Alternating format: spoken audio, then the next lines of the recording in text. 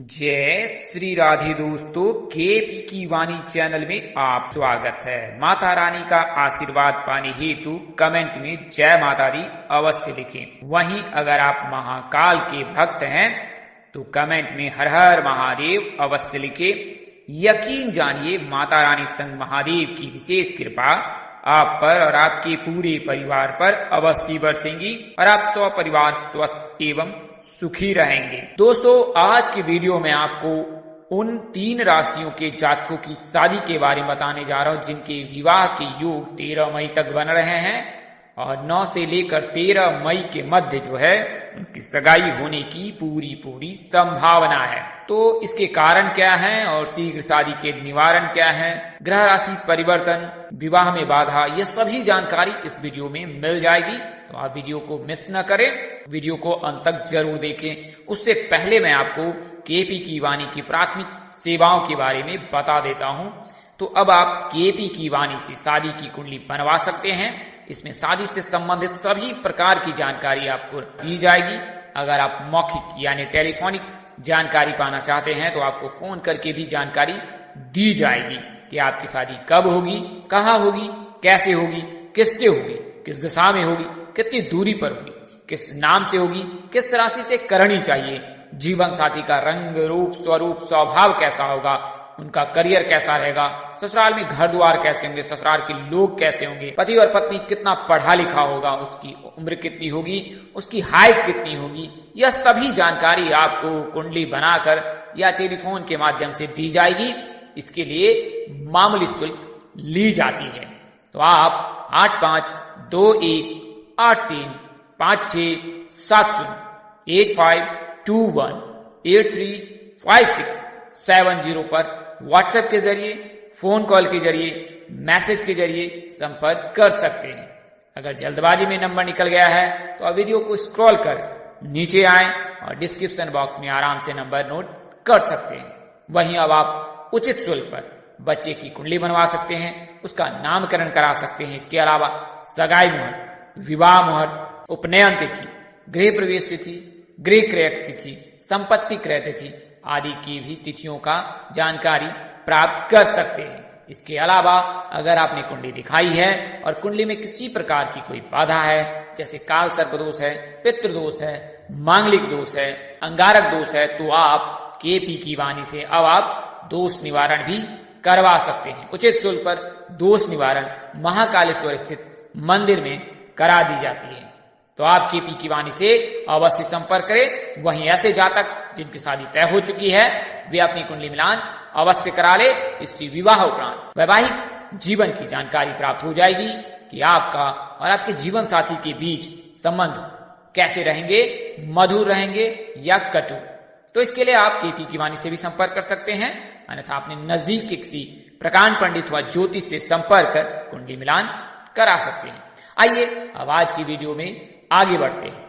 तो उससे पहले मैं आपको दोष को दूर करने के उपाय बता देता हूं, कुछ प्राथमिक जानकारी देता हूं, फिर आपको विवाह मुहूर्त बताऊंगा और अंत में आपको ग्रह राशि परिवर्तन के आधार पर उन 3 राशियों के बारे में संपूर्ण जानकारी दी जाएगी। कुंडली में 8 ग्रह होते हैं, 4 शुभ ग्रह हैं और 4 अशुभ ग्रह हैं। कई ज्योतिष सूर्य को भी अशुभ ग्रह की श्रेणी में रखते हैं। कई अवसर पर सूर्य के चलते भी शादी में बाधा आती है। तो सूर्य के चलते अगर बाधा आ रही है तो विवाह प्रस्ताव हेतु जब बाहर जाएं तो थोड़ा गुड़ खाकर और पानी पीकर ही बाहर जाएं।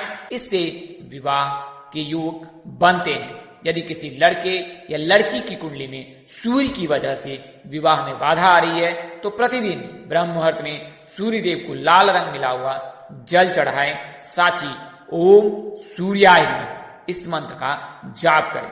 कुंडली में अगर मंगल के कारण विवाह में देर हो रही है तो चांदी का चकोर टुकड़ा सदैव अपने पास रखे, इससे विवाह की योग बनने लगते हैं। वहीं तांबे का एक चकोर टुकड़ा जमीन में दबा देने से सूर्य की बाधा समाप्त हो जाती है और विवाह की योग बनने लगते हैं। अगर शनि के चलते बाधा आ रही है तो प्रति शनिवार को शिव जी पर काले तिल जल में मिलाकर चढ़ाएं। इससे शनि की बाधा समाप्त हो जाएगी और शीघ्र शादी के योग बनने लगते हैं। अगर राहु के चलते बाधा आ रही है तो शनिवार को बहते पानी में नारियल बहाएं। इससे राहु की बाधा दूर हो जाएगी। प्रति शनिवार को शिव जी की पूजा करें, इससे शनि का भी प्रभाव कम होता है। साथ ही एक तरफ से सिकी हुई 8 मीठी रोटियां कुत्ते को खिलाएं तो उससे केतु का प्रभाव कम हो जाता है। शनिवार को काले कपड़े में साबुत उड़द, लोहा, काला तिल और साबुन बांधकर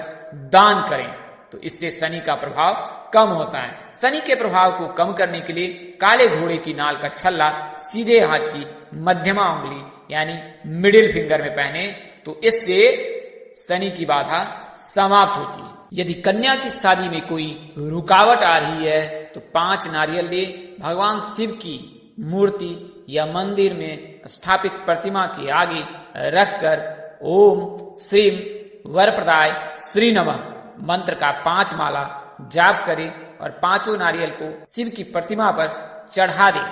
विवाह की बाधाएं स्वतः ही समाप्त हो जाएंगी।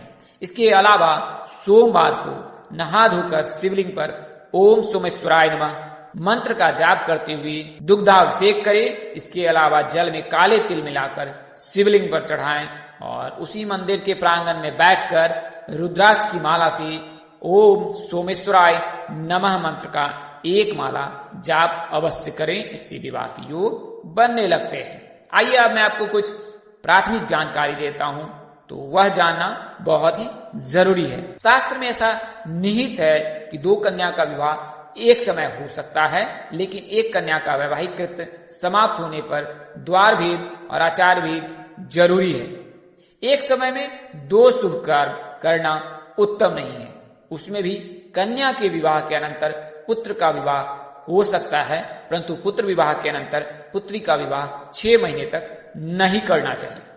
इसको आसान शब्दों में आप ऐसे समझ सकते हैं कि अगर आपने अपनी पुत्री का विवाह किया है तो पुत्र का विवाह हो सकता है, लेकिन अगर पुत्री का विवाह किया है तो 6 महीने तक पुत्र का विवाह नहीं करनी चाहिए। 1 वर्ष में सहोदर यानी जुड़वा भाई बहनों का विवाह शुभ नहीं माना जाता है। वर्ष भेद जरूरी है। समान गोत्र और समान प्रवर वाली कन्या के साथ भी विवाह निषेध है। विवाह के पश्चात 1 वर्ष तक पिंडदान, मृतका स्नान, तिल तर्पण, तीर्थ यात्रा, मुंडन, प्रेतानुमन आदि नहीं करना चाहिए। विवाह में छींक का भी दोष नहीं लगता है, साथ ही स्पर्श का भी दोष नहीं लगता है। अगर वैवाहिक कार्यक्रम में कोई छींक दे तो उसका दोष नहीं लगता है और बड़े छोटे में अगर पैर लग जाए तो उसका भी दोष नहीं लगता है। विवाह में षष्ठी, अष्टमी, दशमी तथा शुक्ल पक्ष की प्रतिपदा, रिक्ता आदि तिथि निषेध है, यानी इन तिथियों को न ले।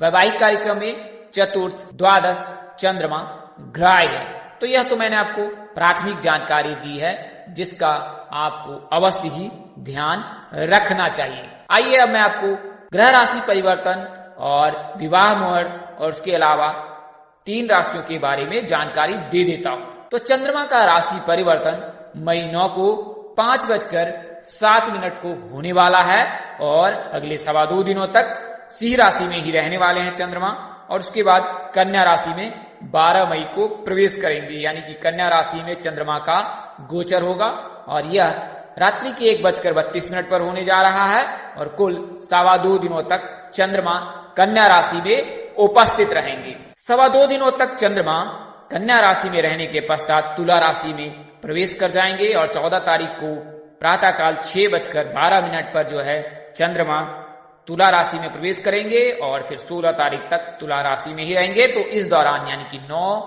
मई से लेकर 13 मई 5 दिनों में 3 राशि के जातकों के लिए शुभ योग बन रहे हैं। तो आइए पहले मैं आपको विवाह मुहूर्त 9 मई से लेकर 13 मई के मध्य की बता देता हूं। 9 मई का दिन सोमवार का है। इस दिन विवाह मुहूर्त देर रात 11:31 से प्रातःकाल 5:36 तक है। नक्षत्र मघा है जबकि तिथि नवमी है। 10 मई को भी मंगलवार का दिन पड़ रहा है। मुहूर्त जो है 5:36 प्रातःकाल से संध्या काल 6:40 तक है। नक्षत्र मघा है जबकि तिथि नवमी है। के अलावा 11 मई बुधवार के दिन भी विवाह मुहूर्त है। इस दिन संध्या काल 7:28 से प्रातःकाल 5:35 तक है। नक्षत्र उत्तर फागनी है जबकि तिथि एकादशी है, यानी कि 11 मई का दिन बेहद ही शुभ है। अगर आप कोई मांगलिक कार्य करना चाहते हैं तो 11 मई के दिन आप मांगलिक कार्य कर सकते हैं। वहीं अगली तिथि 12 मई की है। इस दिन गुरुवार पड़ रहा है। मुहूर्त जो है संध्या काल 6:51 से प्रातः काल 5:34 तक है। नक्षत्र हस्त है, जबकि तिथि द्वादशी है, जबकि अंतिम तिथि 13 मई की है। 5 दिनों में तो यह जो तिथि है वो 5:34 से संध्या काल 6:48 तक है।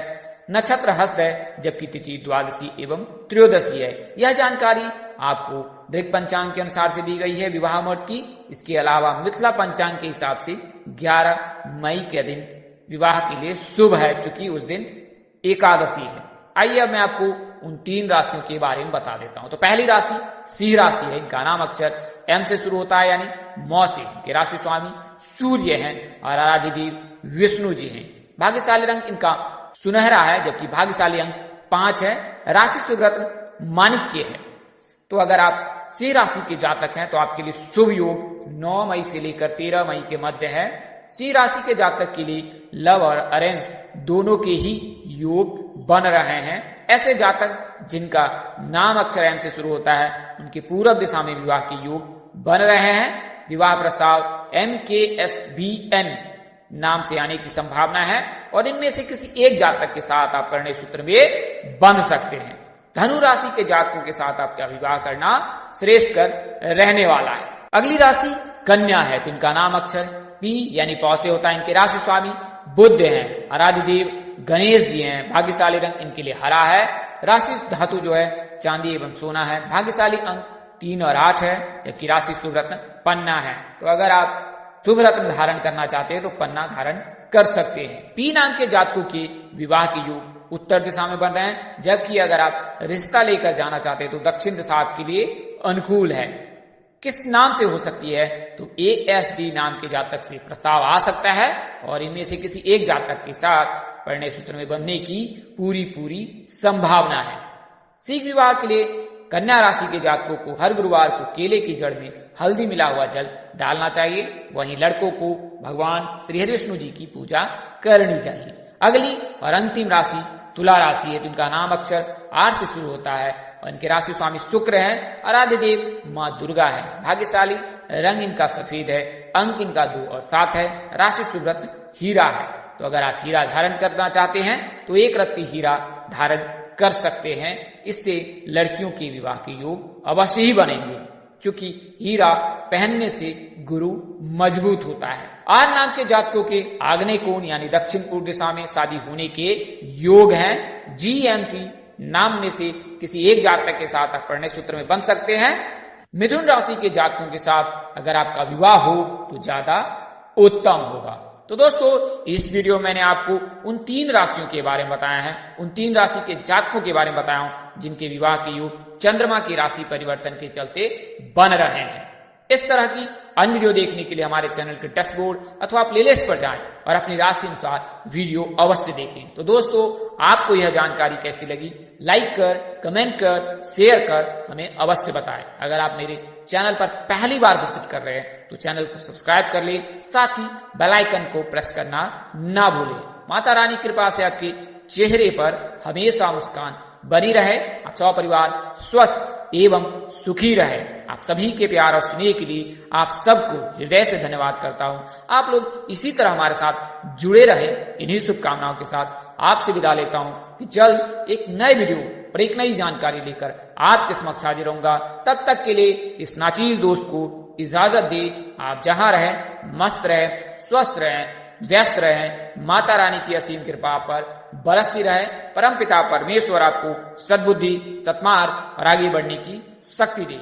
नमस्कार, जय श्री राम दोस्तों, जय श्री कृष्णा, जय माता दी, जय वाहिगुरु।